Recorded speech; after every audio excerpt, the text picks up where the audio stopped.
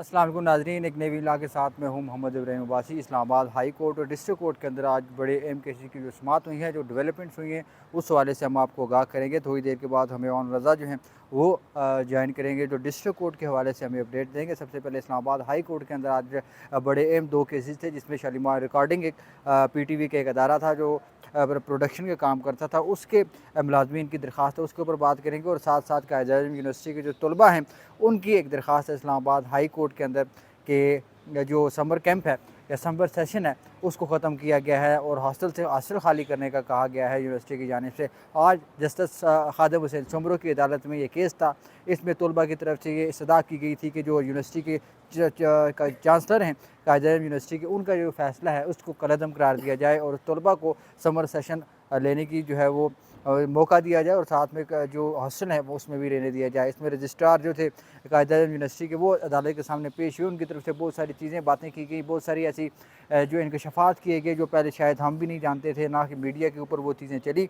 सबसे बड़ी चीज़ वहाँ पर ये थी कि उनकी तरफ से ये कहा गया कि जो यूनिवर्सिटी है इसके अंदर 1138 स्टूडेंट्स ऐसे हैं, एग्जैक्ट उन्होंने फिगर बताया, जो कि इलीगल हॉस्टल के अंदर रहते हैं और उनमें से ज़्यादातर जो लोग हैं वो एजेंट्स हैं, वो मुख्तलिफ एजेंट से और वो उधर काम करते हैं। लिहाजा अदालत की तरफ से ये कहा गया कि तलबा और यूनिवर्सिटी का मामला है, इसको आपने अपने अंदर ही अंदरूनी मामले के ऊपर भी इसको देखना चाहिए था, आपको इस अदालत के अंदर नहीं आना चाहिए था। जिसके ऊपर जो रजिस्ट्रार है उनकी तरफ से कहा गया कि हम दरख्वास्त हमारी तरफ से दायर नहीं की गई, ये तलबा की तरफ से दायर की गई है और तलबा हमें ज़बरदस्ती जो है वो अदालत में लेके आए हैं।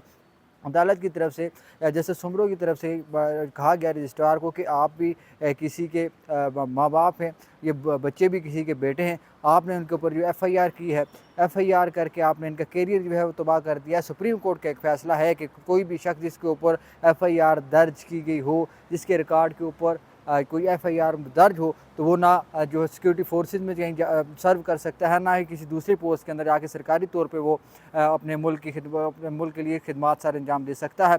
ये आपने बहुत जो है वो ज़्यादती किया, जिसके ऊपर रजिस्ट्रार की तरफ से कहा गया कि हमें जानबूझ के ये नहीं किया, ना ही हम ये करना चाहते थे, ये मजबूरी के तहत हमने किया है, तो तलबा ने हमें मजबूर किया। उसके बाद हमने जो है इनके ऊपर FIR जो है वो दर्ज की और साथ में जो वकील दरख्वास्त गुजार थे उनकी तरफ से कहा गया कि हमारी कंटेंशन ये है कि जो फ़ीस के चलान हैं, फ़ी के चलान हैं, वो अगर मंगवाए जाएँ, उसके अंदर लिखा है कि जो समर सेशन है उसकी फ़ीस भी जो है मौसूल की गई है यूनिवर्सिटी की जानिब से, लेकिन समर कैंप जो है वो नहीं लगाया गया। जिसके ऊपर अदालत की तरफ अंदर जो बताया गया वहाँ पे रजिस्ट्रार की जानिब से कि हम ये चाहते हैं कि जो हॉस्टल्स हैं उनको रेनोवेट किया जाए। हॉस्टल बहुत बुरी हालत में है, वो रहने के काबिल नहीं है।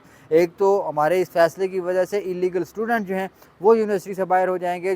हमने यूनिवर्सिटी की रिट जो है वो कायम करनी है। वकील की तरफ से ये कहा गया यूनिवर्सिटी के कि हमने यूनिवर्सिटी की रिट जो है वो कायम करनी है और साथ में हम ये चाहते हैं कि एहतजाज हर दूसरे रोज़ होता है, हम ये एहतजाज को रोकना चाहते हैं और यूनिवर्सिटी को प्रॉपर तरीके से एक अदारा बनाने की प्रॉपर तरीके से चलाना चाहते हैं। और साथ में ये भी कहा गया कि रजिस्ट्रार की तरफ से कहा गया कि अगर आप मुझे इजाज़त दें, मैं आपको इन कैमरा आके एक ब्रीफिंग दे सकता हूँ कि जो ये स्टूडेंट्स अपने उस्ताद के साथ करते हैं, जो रवैया इनके अपने साथी के साथ है, वो नाकाबिले बर्दाश्त है और आप बर्दाश्त नहीं कर पाएंगे जो कुछ ये तलबा जो हैं वो करते हैं अपने उस्ताद के साथ। दूसरा बड़ा इंपॉर्टेंट जो केस था, अब वो Shalimar recording and broadcasting company जो है पाकिस्तान टेलीविज़न की, वो उसके केस था, उसके वाजिबात अदा करने थे मुलाजमीन को, उसके हवाले से केस था। और तारड़ जो है वो अदालत के सामने पेश हुए। उनकी तरफ से कहा गया कि हमने जामिया प्लान जो है वो तैयार कर दिया है, जामिया प्लान हमने जो है वो तैयार कर लिया है, वो अब हम जो है वो उसको इम्प्लीमेंट करेंगे और वाजिबुल अदा जो हमारी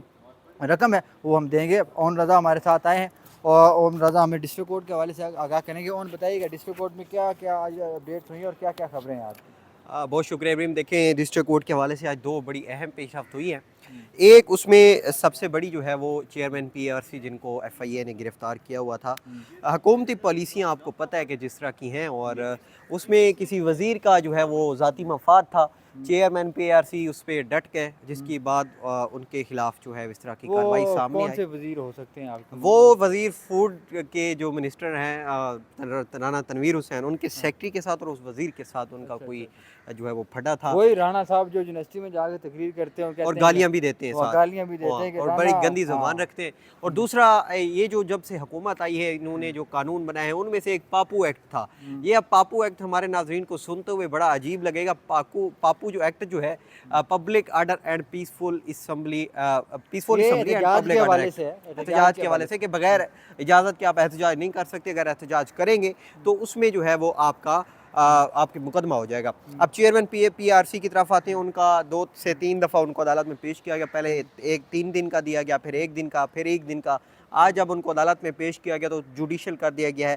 रियासत अली एजाज साहब जो साबिक सदर हैं Islamabad Islamabad high high court court bar bar के। के, वो पेश हुए उनकी तरफ से, और अब उनकी ज़मानत के लिए जो है वो दरख्वास्त दायर की जाएगी और ज़मानत भी उनकी हो जाएगी। और उनके साथ साथ इस्टेब्लिशमेंट के डायरेक्टर इखलाक अहमद, वो भी उस मुकदमे में जो है वो नामजद हैं और उनको भी उनके साथ पेश किया जाता रहा, उनको भी जुडिशल कर दिया गया है। लेकिन अब दूसरी तरफ आते हैं, जो ये जो पापू एक्ट है, public peaceful assembly and public order act, एहतजाज से मुतालिक जो एहतजाज है। से मुतल्लिक जो केस है, इसमें 26 नवंबर के एहतजाज के दौरान 2 मुकदमात बनाए गए, 977 और 976।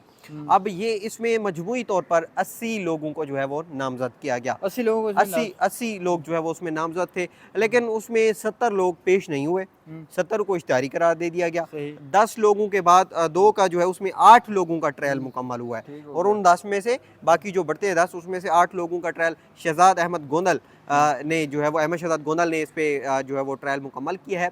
और अब 23 जुलाई को ये फैसला सुनाया जाएगा।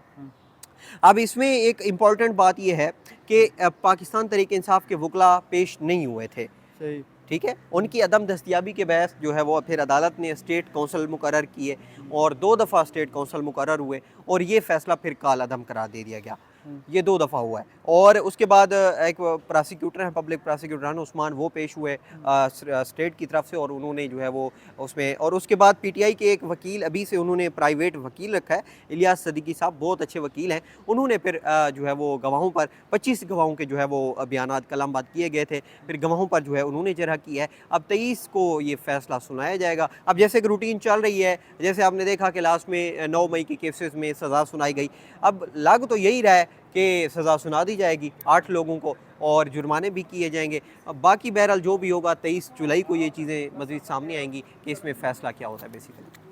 बहुत बहुत शुक्रिया ओन आपका, आप हमारे साथ मौजूद थे, हमें बता रहे थे कि क्या डेवलपमेंट जो है वो हुई है। और साथ साथ कल एक बड़ा इंपॉर्टेंट यहाँ पे एक इवेंट हुआ इस्लामाबाद हाई कोर्ट के अंदर। नए चीफ जस्टिस जो थे उनका इस्तकबाल किया गया। इस्लामाबाद हाई कोर्ट बार की तरफ से एक शाइए का एहतमाम किया गया, जिसमें chief justice Islamabad high court justice Sarfaraz Dogar थे।